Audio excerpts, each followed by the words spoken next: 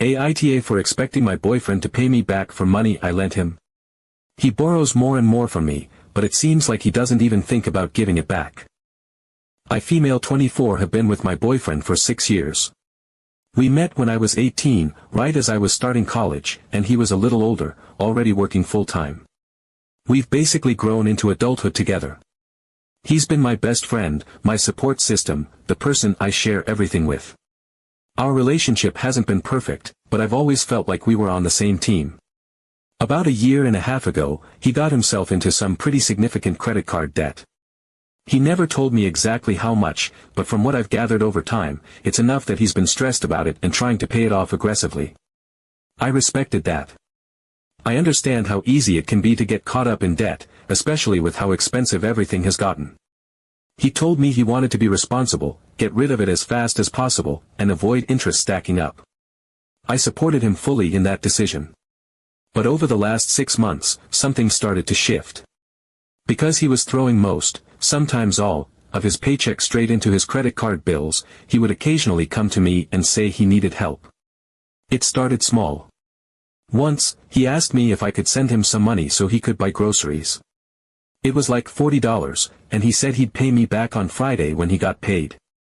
Friday came and went, and I didn't hear anything about it. I didn't bring it up, because I figured it was just food, and I wanted to be understanding.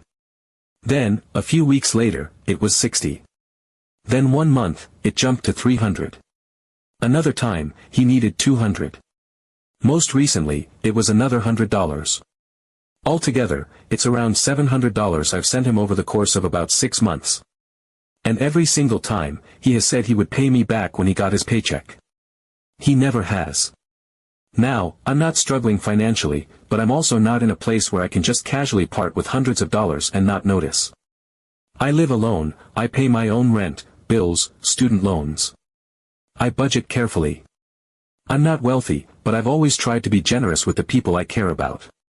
And when I give someone money, I truly don't do it expecting anything in return. But the thing is, he wasn't asking as a gift, he was saying, over and over again, that he would pay me back. And he never did. At first, I brushed it off. Then I found myself feeling weird every time he asked for more. I'd hesitate before sending it, wondering if this was just going to be another thing I'd never see again. It wasn't the money itself that started to get to me, it was the fact that I felt like he was slowly getting comfortable not following through. Like he didn't think it mattered, or that I wouldn't care. So finally, after the last time, when he asked for another $100, I sent it, but I also gently brought it up later that evening. I told him that I wanted to talk about something, and I made it very clear that it wasn't about the money, not really. I told him I understood he was going through a tough time, that I wanted to support him however I could, and that I didn't mind helping out occasionally. But I said that I noticed a pattern where he would say he'd pay me back and then wouldn't, and that it made me feel a bit taken for granted.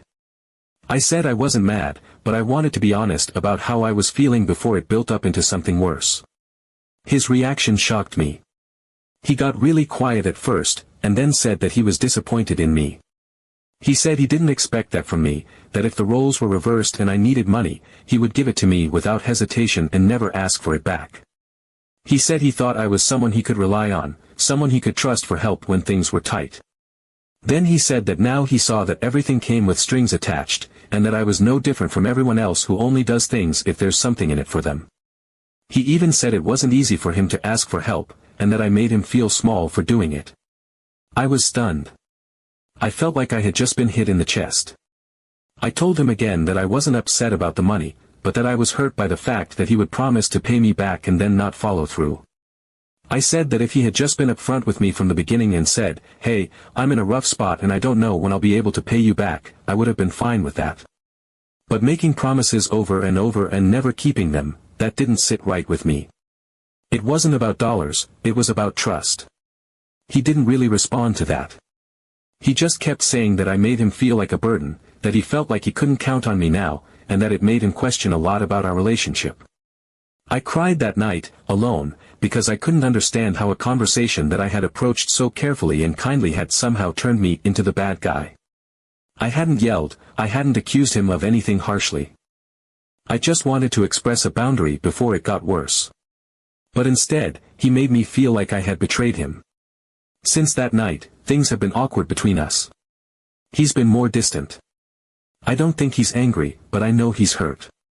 And now I feel like I'm walking on eggshells, afraid to bring anything up because I don't want to make it worse. But also, deep down, I feel like this was unfair to me. I've given, and the one time I asked for accountability, not repayment, just honesty, I was told I was selfish. So now I don't know where I stand. I never wanted the money back. I just wanted to feel like I wasn't being quietly taken advantage of. I feel guilty for making him feel hurt, but also confused about whether I was wrong to begin with. I wanted to be supportive. I wanted to be that person he could rely on. But I didn't want that to mean I had to silence my own discomfort to preserve his. So, Reddit, am I the asshole for expecting my boyfriend to pay me back, or at the very least, for being honest about how frequently he's been asking and not following through?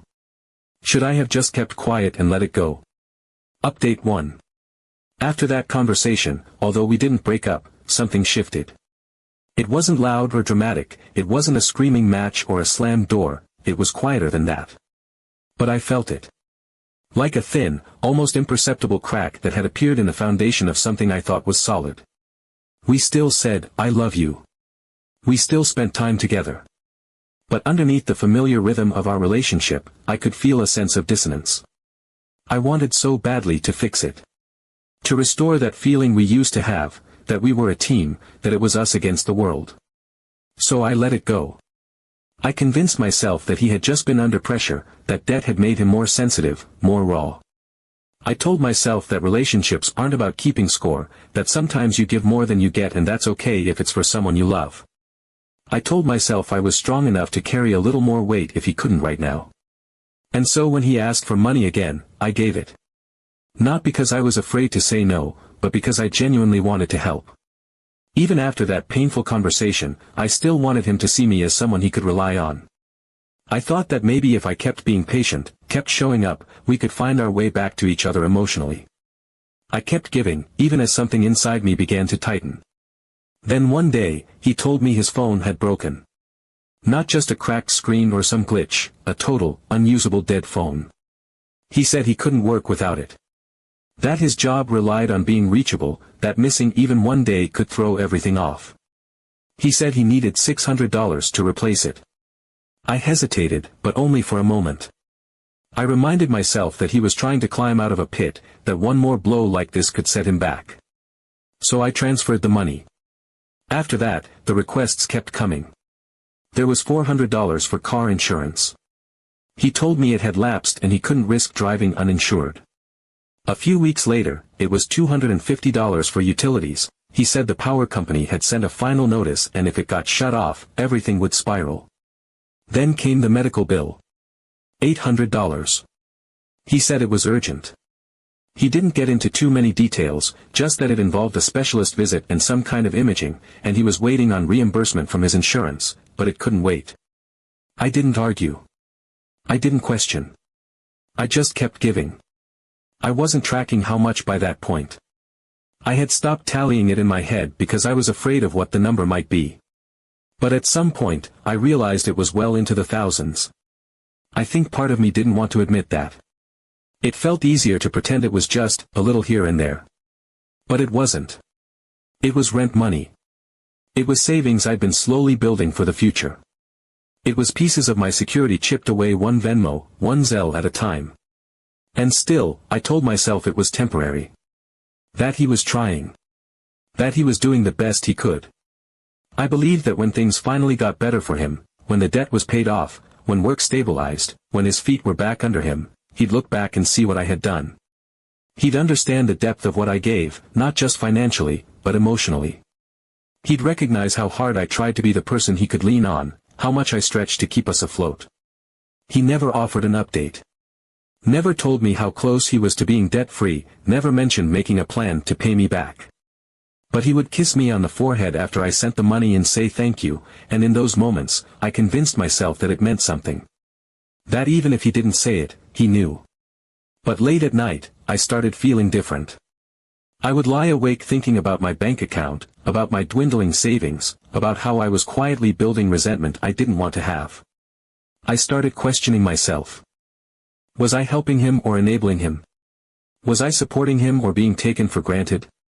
Still, I pushed those thoughts down. I silenced that voice because I wanted to believe in the version of him that was trying his best. I wanted to believe that this was a rough patch, not a pattern. I told myself love meant patience, sacrifice, faith.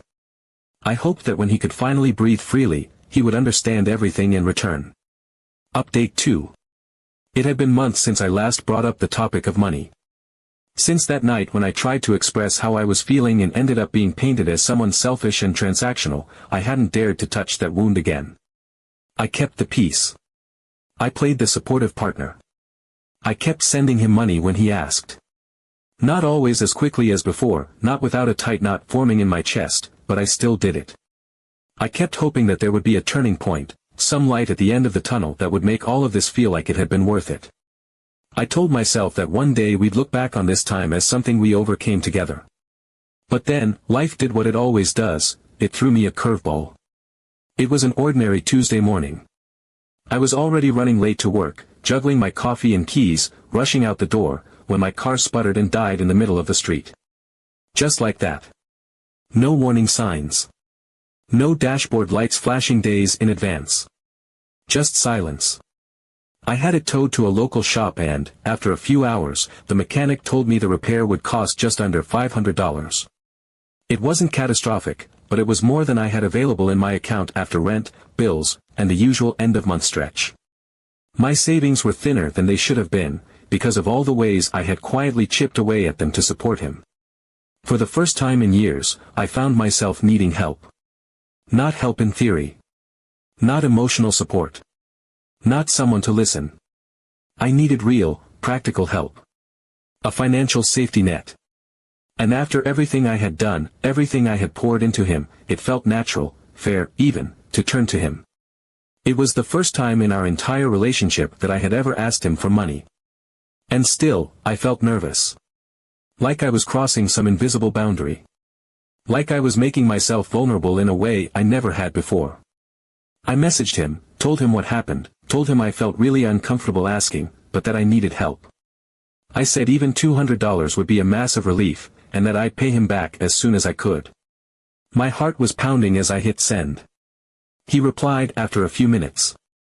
He said, unfortunately, he could only give me $100 right now, because he himself was barely holding on.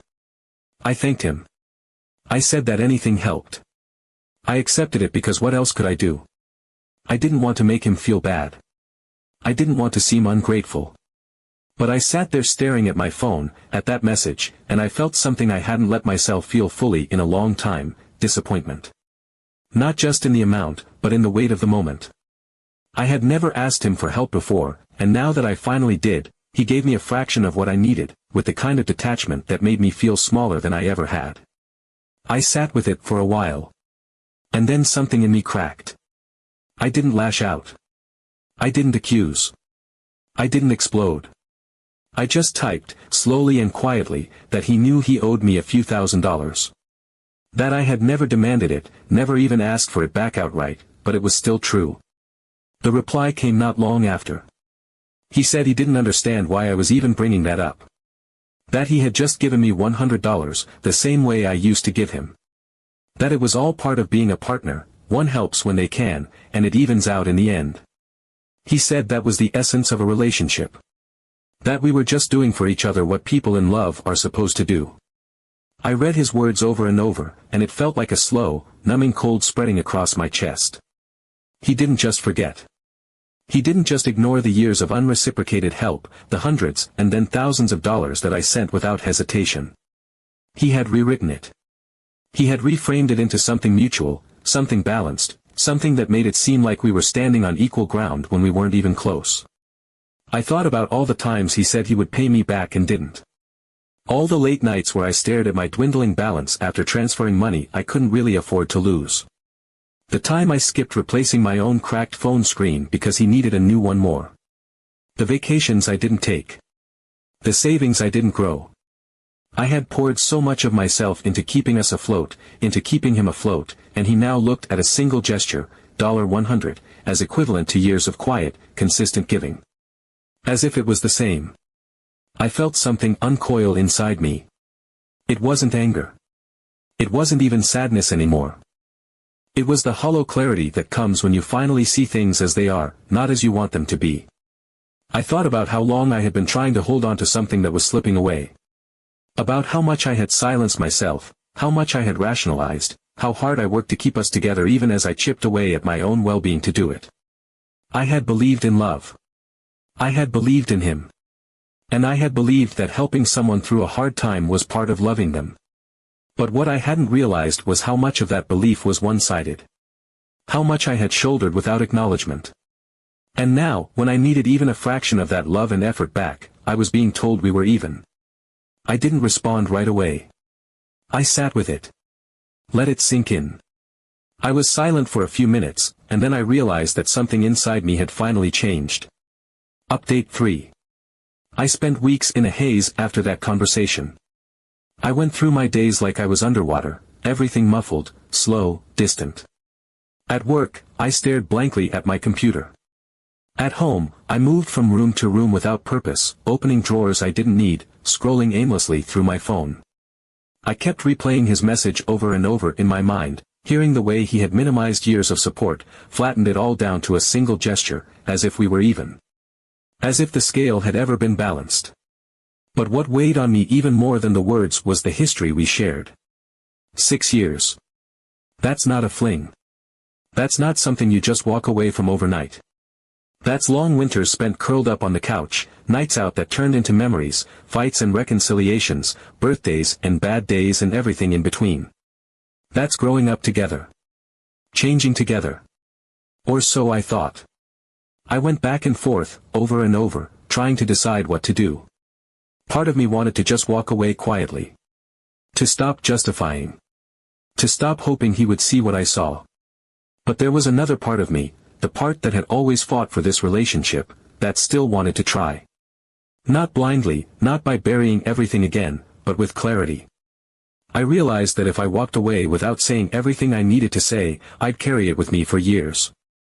I'd always wonder if it could have been different. I didn't want to end things over money. I wanted to know if what we had was still strong enough to survive honesty. So I decided to talk to him one last time. Not as an emotional ambush, not as a desperate plea, but as a conversation I owed myself.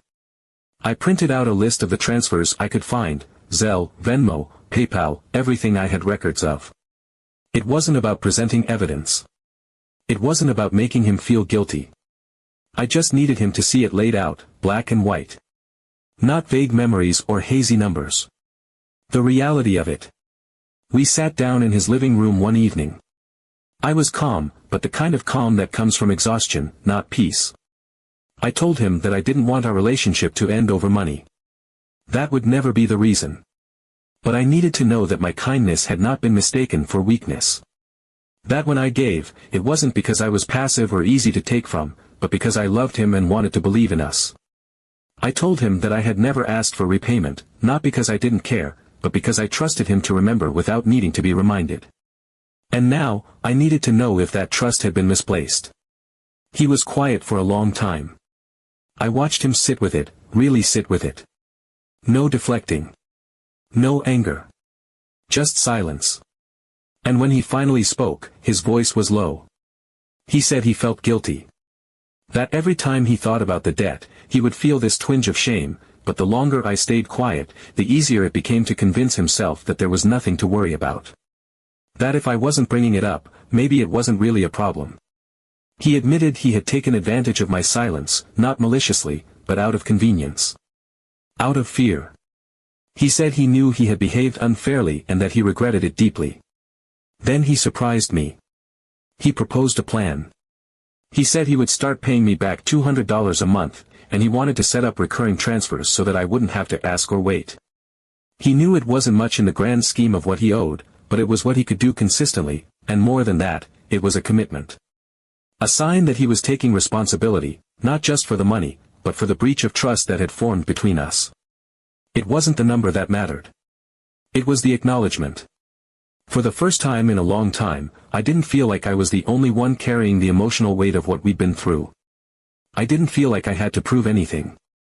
He saw it. He saw me. Since that day, things have felt different. Not perfect.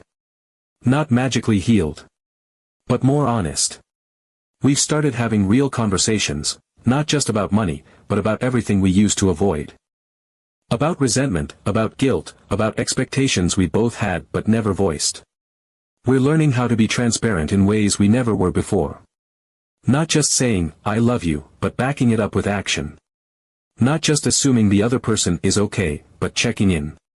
Listening. What I've come to understand is that it was never really about the money. That was just the surface. What cracked beneath it was trust, the kind that forms quietly over years, and the kind that erodes just as quietly when one person stops being seen. I spent so long trying to be supportive, trying to hold everything together, that I didn't realize how invisible I had started to feel. And he, caught in his own struggles, didn't realize how far I had drifted. But now, for the first time in a long time, we're rebuilding. Not just by going back to what we had, but by creating something better. Something more real. More balanced. We're learning to show up for each other in ways that matter. Not just in words, but in actions. In the uncomfortable truths. In the moments when it's easier to say nothing, but more important to say something. Money didn't divide us. It just exposed what had been brewing underneath, unspoken things, assumptions, fears. And in that exposure, painful as it was, we found a way forward. One where we both carry the weight, together. And now, finally, it seems like we're really on the same page.